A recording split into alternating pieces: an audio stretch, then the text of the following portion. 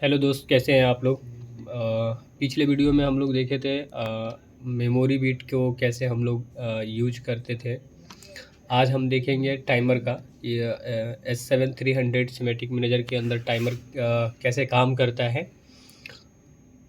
तो टाइमर यहाँ पे हम खोल लिए। जैसे टाइमर पे आएंगे तो टाइमर देखो यहाँ पे ऐसे मैंने टाइमर को बड़ा किया। यहाँ पे एक राइट क्लिक करके मैंने नेटवर्क ले लिया। एक और राइट क्लिक करके नेटवर्क ले लिए। एक और राइट क्लिक करके नेटवर्क ले लिया। ठीक है, राइट क्लिक करके नेटवर्क लेकर यहाँ पे एक और नेटवर्क ले लिए। ठीक है, अब यहाँ पे हम पहले टाइमर जो है, ये टाइमर हमारे पास 1 2 3 4 5, तो S7300 के अंदर टोटल 5 टाइमर है। 5 टाइमर है। देखो, ये मेरा S पल्स टाइमर है, फिर ये मेरा S पैक टाइमर है, फिर ये मेरा SODT, फिर SODTS, फिर एक SO ऑफ DT टाइमर। तो हम ये पांचों टाइमर को देखेंगे। तो यहाँ पे मैंने इस टाइमर को लेके आया और प्लस जैसे हुआ इस टाइमर को हमने क्या किया, यहाँ पे ड्रॉ कर दिया। ठीक है, उसके बाद इस टाइमर को फिर दूसरे टाइमर को हमने यहाँ पे एक लेकर आ गए, यहाँ पे ऐसे ड्रॉ कर दिया हमने। ठीक है, अभी मैं 2 ही टाइमर की बात करूँगा, बाकी ये 3 टाइमर को हम बाद में करेंगे। ठीक है, अभी दो टाइमर कैसे काम करता है तो देखो दोस्त। टाइमर का यहाँ पे जैसे कर्सर लेके जाओगे तो देखो यहाँ पे लिखा है टाइमर, दिख रहा है। टाइमर लगाने का प्रोसेस ये होता है, टाइमर लगाने का प्रोसेस ये होता है कि हम मशीन को डिले के काम में लेने के लिए टाइमर को यूज करते हैं। जैसे 10 सेकेंड तक मेरा मोटर चले, 10 सेकेंड तक चलने के बाद ऑटोमेटिक बंद हो जाए। ठीक है,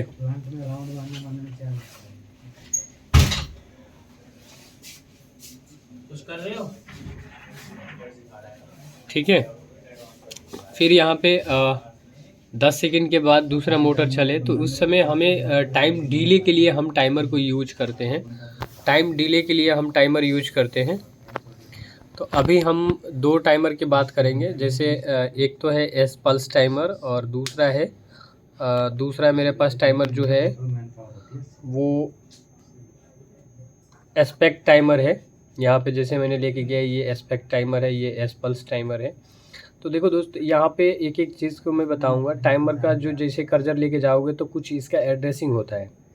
ओके, यहाँ पे कर्सर लेके गया और देखो टाइमर आ गया। तो यहाँ पे इसका टाइमर का कुछ एड्रेसिंग होता है। तो वो टाइमर का एड्रेसिंग होता है T0 से लेकर T255 तक, यानी टोटल टाइमर हम ले सकते हैं 256 तक टाइमर को यूज कर सकते हैं। ओके, 256 तक हर टाइमर में, यानी हम टोटल टाइमर यूज कर सकते हैं 256 तक। अब इसका एड्रेसिंग जो होता है वो 200 T0 से स्टार्ट होता है और ये T255 तक हम ले सकते हैं टाइमर को। तो हम यहाँ पे अब ये जो एक S दिख रहा है, इस S का मतलब होता है इनपुट, और ये TV दिख रहा है, ये TV का मतलब होता है, देखो कर्सर लेके जाओगे तो S5 टाइमर लिखा है ना, S5 टाइम। तो हम कितने डिले तक मशीन को चलाना चाहते हैं वो हमारी प्री सेट होती है, यानी सेट वैल्यू होता है कि हम इतने देर तक मशीन को चलाना चाहते हैं, फिर मशीन बंद हो जाए। तो इसको हम यहाँ पे टाइमर सेट करते हैं कि इतना देर तक, 20 सेकेंड तक, 10 सेकेंड तक, जो जितना देर तक हमें चलाना हो हम चलाते हैं। फिर ये R जो दिख रहा है, इस टाइमर में एक फ़र्क है ये कि टाइमर के साथ एक रीसेट बटन भी आता है। तो ये रीसेट हो गया, जैसे लेके जाओगे तो यहाँ पे रीसेट हो जाएगा, ये बुलियन टाइप है। फिर इस साइड जब राइट साइड में आओगे, ये तो मेरा इनपुट साइड था, ये आउटपुट साइड में है। तो आउटपुट साइड में ये है कि ये यहाँ पे जब कर्सर लेके जाओगे तो देखो ये आउटपुट बुलियन टाइप के पूछ रहा है। तो ये मेरा क्यू मतलब ये आउटपुट हो गया। और बी के पास लेके जाओगे तो देखो ये आउटपुट वर्ड ले लिया, यानी बाइनरी ये हो गया कि हमारी बाइनरी है कि वो वर्ड में देख सकते हो, डबल वर्ड में भी देख सकते हो। तो अभी फ़िलहाल मैं बात करूँगा कि ये बाइनरी है। और ये BCD जो है वो हमारा एक बाइनरी कोडेड डेसिमल बोलते हैं इसको। तो हम अभी फ़िलहाल इसको एक एस पल्स टाइमर को लगा के देखेंगे कि कैसे ये काम कर रहा है। तो फ़िलहाल अभी मैं इसको क्या किया कि कट कर दिया। ओके, कट करने के बाद हम एस पल्स को अभी लगा के देखेंगे। अभी यहाँ पे हमने क्या किया कि डायरेक्ट हम यहाँ पे यहाँ से हमने कट कर दिया। फ़िलहाल इस नेटवर्क को भी हम कट कर देते हैं।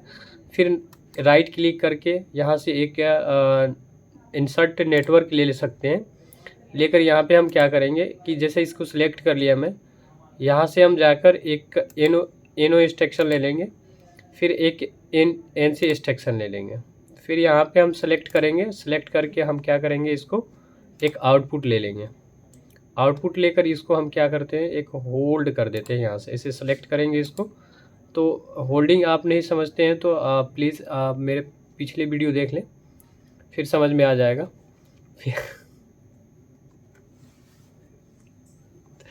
फिर यहाँ पे एनो ले लिए।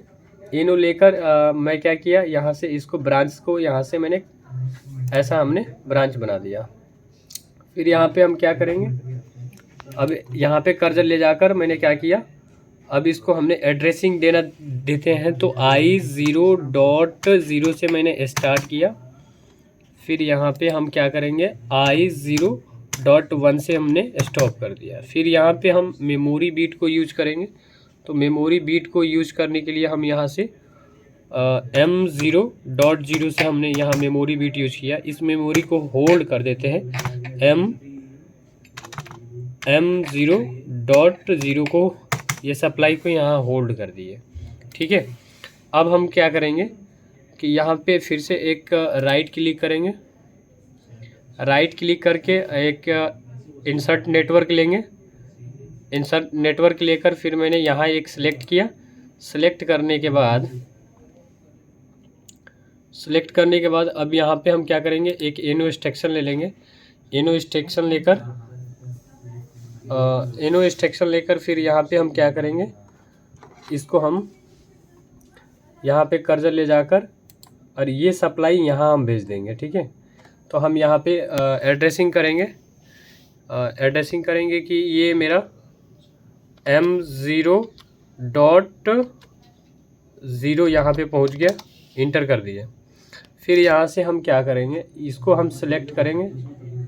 इसको हम सेलेक्ट करने के बाद यहाँ से हम एक टाइमर ले लेंगे। ये मेरा टाइमर दिख रहा है, तो हम एस पल्स टाइमर की बात कर रहे थे।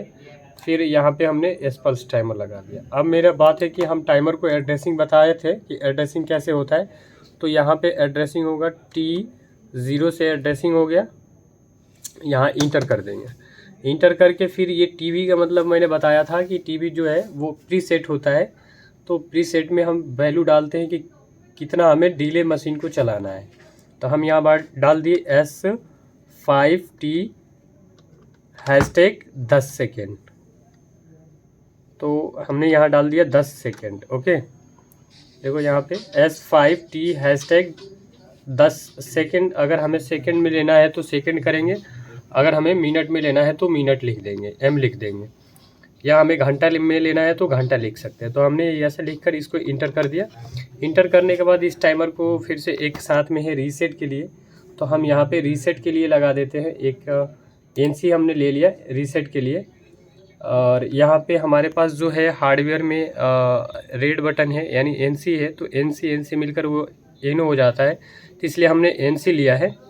तो अब इसका एड्रेसिंग जो है मैं इस पुश बटन का I0.2 है, तो 2 नंबर मैंने क्या किया, यहाँ से हमने इंटर कर दिया और ये रीसेट के लिए ले लिया।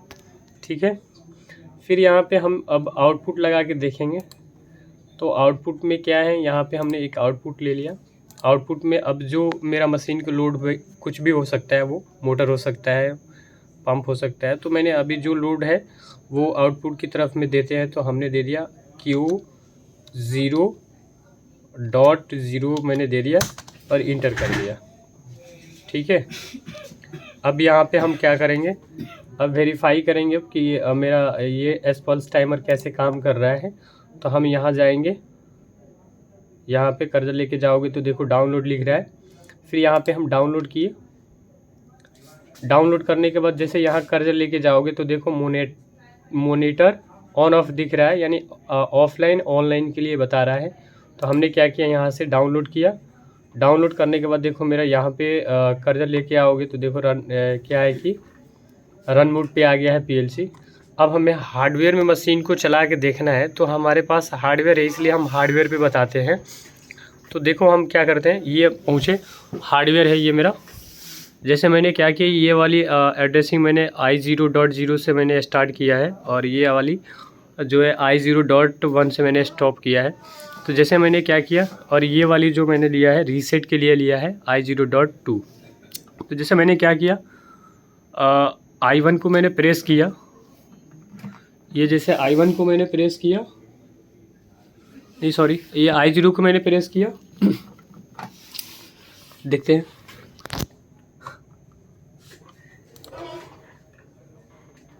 देखो ये चल रहा है। अब यहाँ पे हम आएंगे, पहले तो स्टॉप कर लेंगे। हमने स्टॉप किया। अब जैसे I0 को मैंने प्रेस किया तो देखो ये मेरा क्या है, मशीन चल रही है मेरी लोड। कितने देर तक, देखो यहाँ पे मेरा टाइमर चल रहा है। इसको आप डेसिमल में देखना चाहते हो तो यहाँ से राइट क्लिक करके रिप्रेजेंटेशन में जाकर फिर यहाँ पे आप डेसिमल में कर सकते हैं। देखो मेरा एक जितने देर तक तो मैंने डिले दिया था उतने देर तक मशीन चला, फिर उसके बाद ये टाइमर ऑफ हो गया। ठीक है दोस्तों, थैंक यू, मिलते हैं नेक्स्ट वीडियो।